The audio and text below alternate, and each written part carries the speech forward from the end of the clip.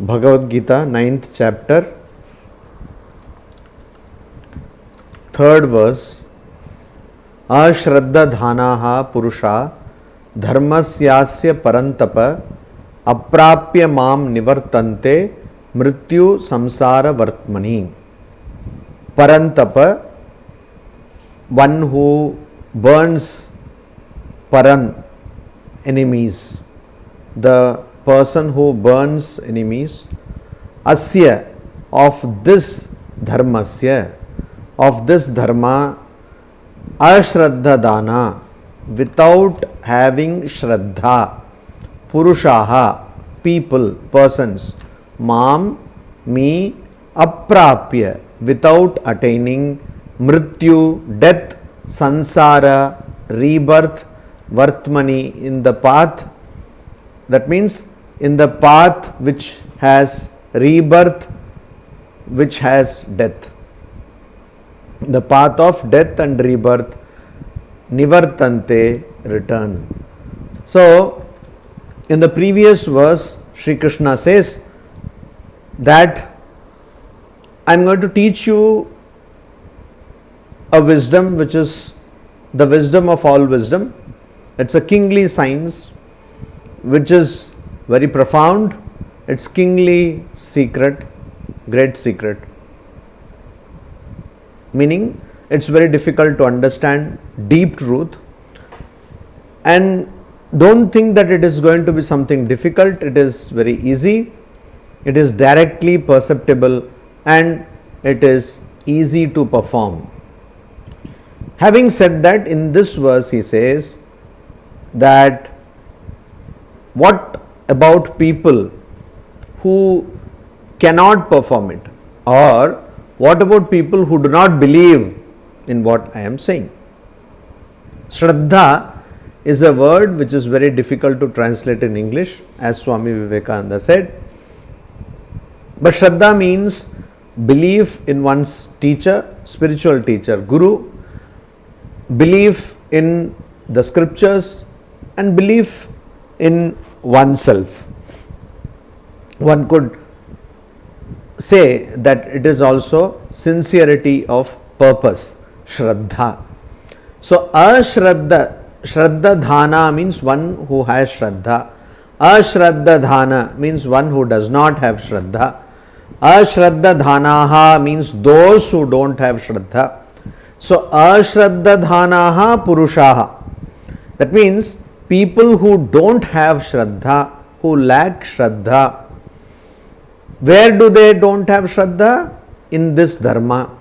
What kind of dharma? The dharma which I told in the previous shloka, that is kingly secret, Raja Guhyam, and kingly knowledge, Raja Vidya. So, a person who does not have faith in this dharma, in this knowledge, that person does not attain me. That means that person does not know the secret of existence. That person does not know one's true nature. That person does not attain moksha. And so, if a person does not attain moksha, because moksha means getting rid of the repeated cycle of birth and death, punarapi maranam, punarapi jananam, ityadi. So, if you don't get moksha, means you are caught up in that path, in the cyclical path, in the cyclical trap of repeated birth and death. So, a person dies and takes birth again, and again dies and again takes birth. So, the person who does not believe that one's true nature is beyond this body and the mind. So, these people are those people who think that their nature is the body and the mind. That here, whatever you eat and whatever you do, drink, all the experience which you get through the sense organs, that is the end and be all of one's life. Like that, a person who thinks, that person will be again born and again die, again born, again die. Then he says, Maya tatamidam sarvam jagad avyakta murtina madstani sarva bhutani na cha aham teshu avasthitah. Avyakta murtina. So, avyakta means that which is not manifested. Murtina, by the form. That means a person who is not manifested, avyakta murti. Maya, by me, idam, this, sarvam, jagat, tatam. Tatam means is pervaded. Sarva bhutani, all beings, madstani, exist in me. Sthani means they remain or exist, and mat, in me. Ahamcha, and I also, teshu, in them, na avasthitah, I don't stay there. So this is a very profound shloka having a very deep meaning which one has to understand. What is it? What does it mean? See, by the unmanifested form, I stay in all this, all the beings, I am there. Sarvam Jagat, in all these world and all the living beings, I exist, or they exist in me. That means, see, before this world came, there is something called the seed form of the world. What is the seed form of the world? We say that the word, the letter Om is the seed form of the world. So in the letter Om, the whole world is contained, whole universe is contained. Now, so in one's unmanifested form of Brahman, in the unmanifested form of the higher reality, the ultimate reality, all these world exist. All this world and the universe and all the living beings, they exist. They exist. But I don't exist in them. That means, see, this universe is there. There are so many names and forms. So many living beings are there. Everything exists in the seed form, in the unmanifested form of Brahman. Avyakta Brahman. Avyakta Brahma, everything exists. But in, suppose we take a particular person. In that person, does this whole universe exist? Or does this unmanifested form exist in that particular person? No. No. Why? Because that particular person is limited in space and time, and that is not the whole of that reality. So it is just one manifestation of that reality. The opposite is true. That is, in that reality, the whole universe is there.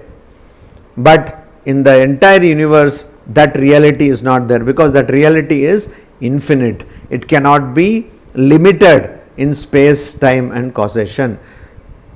Desha, Kala, Nimitta. It cannot be limited. So that reality which is there is not there here. That is the idea. That is the idea. So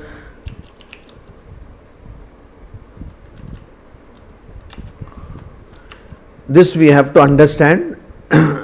If we take the example of the banyan tree, the banyan tree is produced by a seed of the banyan tree which is very small. In that small seed of the banyan tree, the entire tree is existing. In the seed of the banyan tree, entire tree is existing. But suppose you take one leaf of that banyan tree, or you take one particular branch of that banyan tree.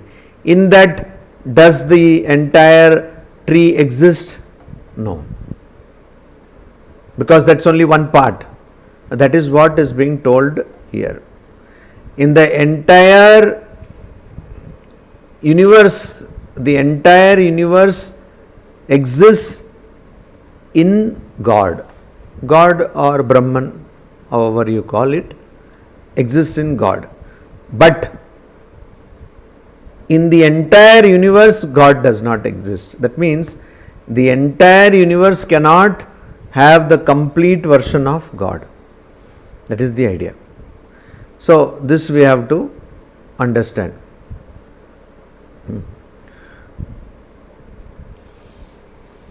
This we have to understand. So, this is a very important shloka, the fourth shloka of 9th chapter, and it is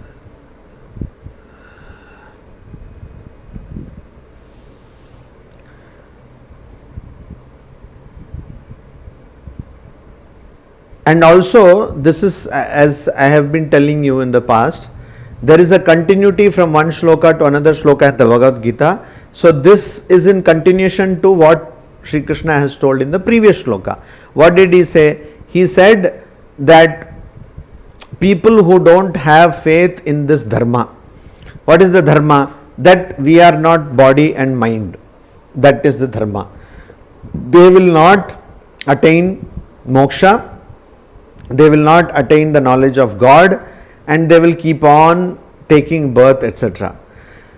So, those people are people who think that this body itself contains God. Those are the people who think that the body and mind itself has got God or the ultimate reality. So, that has been quashed, that has been rejected in this shloka, in this verse, where Sri Krishna says that I am existing, in me everything exists, but I am not existing in everything. Because I am not name and form. I am beyond name and form. So, you can only limit something which has name and form. Something which is beyond name and form, how can you limit? So, this universe, you cannot say that in the universe God exists. God is beyond this universe. That is the idea in this shloka. This is the idea. Then we come to the next shloka, which is Nacha matsthani bhutani pashyame yogam aishwaram bhuta bhrinna cha bhutasto mamatma bhuta bhavanah. So, Nacha bhutani. Nacha bhutani means nor do the living beings. Living beings means Brahmadi Pipilikanta Tanushu. In Manisha Panchakam, Shankaracharya says Brahma. Brahma means four-faced Brahma, who is the creator, God. Beginning from Brahma, Pipilikanta Tanushu, till the body of a Pipilika. Pipilika means ant. So, no living being. Matsthani dwells in me. They don't dwell in me. Pashya, see. Pashya means see. Me, my. Yogam, Aishwaryam. You see my divine Aishwaryam Yogam. You see my divine yoga. That is, my divine yoga, yoga karmasu kaushalam. Shri Krishna says, yoga is dexterity in action. So he says, you see my yoga. Yoga means you see my action, the performance. This entire universe is running because of my skill, my dexterity, my control. So this is my real nature. That means this is my real nature. This is my real nature. I am the substratum for everything. I am the substratum for everything. And everything depends on me. I don't depend on anything. Brahman, on Brahman everything depends on Brahman, but Brahman does not depend on anything. So he says, Nacha Bhutani Matstani. Not only this universe, so this is a continuation of the previous shloka. Not only the universe does not exist in me, all these living beings also do not exist in me. But see, Pashya, look at me, look at my Aishwaryam Yogam, Aishwaram Yogam, look at my divine. Aishwara means belonging to Ishvara. So that which is divine. So divine yoga, Bhuta Bhrit, and also I am the Bhrit, I am the sustainer of all the living beings, Bhuta. I am the sustainer of all the living beings. So though I am not attached to anybody, but I am the basis of every living being. Also, Mama Atma Cha also, but though I am the sustainer of all living beings, Mama Atma, myself, na bhutastha. I am not contained in the living beings. I support the living beings, but I am not contained in the living beings. So, and that is what Mamatma bhutas na bhutastha hai, bhuta bhavana hai.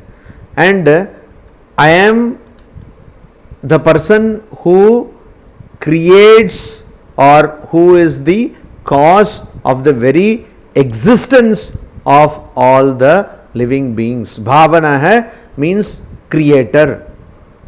I am one who creates the living beings. Bhuta bhavana hai. But though I am creating living beings do not, I am not there in the living beings. Means living beings do not contain me, because I am beyond them. I am beyond them. So, this is my nature, that I am the basis of all and I have no basis. I am Anadi, I am without beginning, but I am the beginning of everything. That is the idea here Sri Krishna is giving. Then we go to the next verse. Yatha akasha sthito nityam vayu sarvatra go mahan tatha sarvani bhutani matstani iti upadharaya. Upadharaya. Upadharaya means understand this.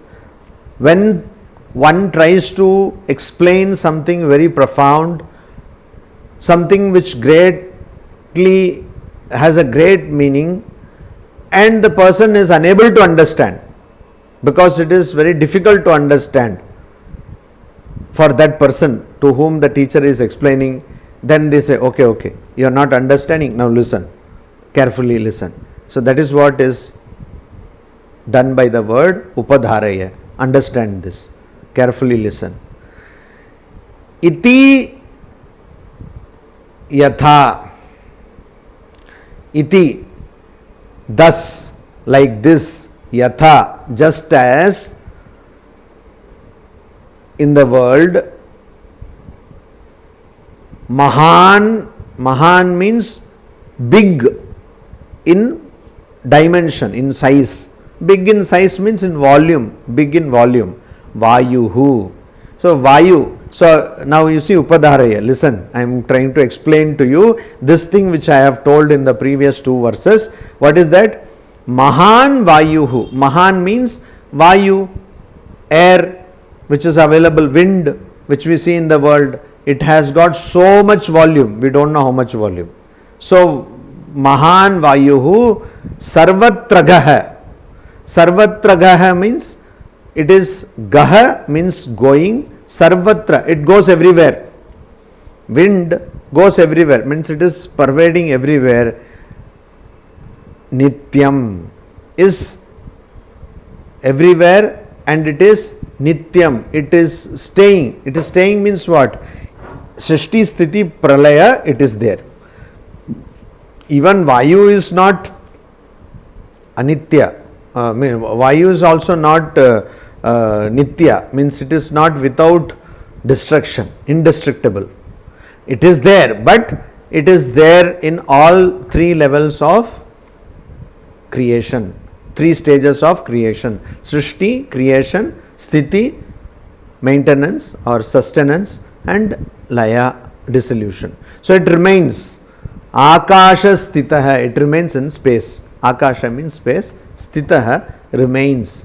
So just like wind which has got so much of volume, high volume, stays in the space every time, tatha similarly sarvani bhutani, all the living beings, matsthani, they stay in me.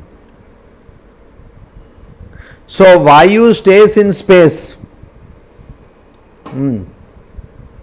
but they don't, Vayu does not become of space, Vayu does not become indestructible, imperishable.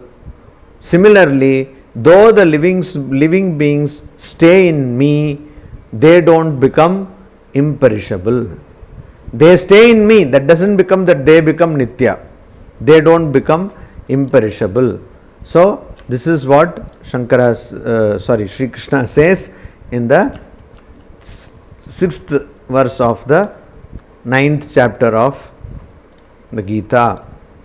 Then he says, Kaunteya, he says, Sarva bhutani Kaunteya prakritim yanti mamikam kalpakshaye punasthani kalpadau visrjamyaham. So you see, generally when somebody stays in someone, there is a receptacle, there is a patra, there is a container. You put something in the container, the thing which you put in the container comes in contact with the container. That is why soft drinks, they have to be put in some particular container. If you put them in some kind of metallic containers, they will make a reaction, have a reaction with the container. So that affects the container. But here Sri Krishna is saying that though living beings are staying in me, they don't affect me. They don't affect me, just like wind staying in space does not affect space. That is the idea. So now he says, Kaunteya, O son of Kunti, Sarva bhutani, all the living beings, kalpakshaye, means when the kalpa gets shaya means destroyed. At the end of the kalpa means an aeon, a big space of time. Mamikam, my prakritim, my nature, yanti, they go. Punaha, again. Kalpadau, at the beginning of the kalpa, tani aham visirjami, I send them out. So it is involution, evolution. So at the end of a kalpa, what happens? All these living beings, they go back to me, my nature. Means they go back to my nature, they get involved. And at the beginning of next kalpa, I again send them. That means they become unmanifested at the end of every kalpa, and at the beginning of the next kalpa, I manifest them. So they come and they are with me. I am a container, but it is a container where they cannot affect the container, that is God or Brahman, and they get manifested again in the beginning of the next kalpa. So it is a cyclical process. Om Shanti Shanti Shanti Hari Om Tat Sat. Shri Ramakrishna Arpanamastu.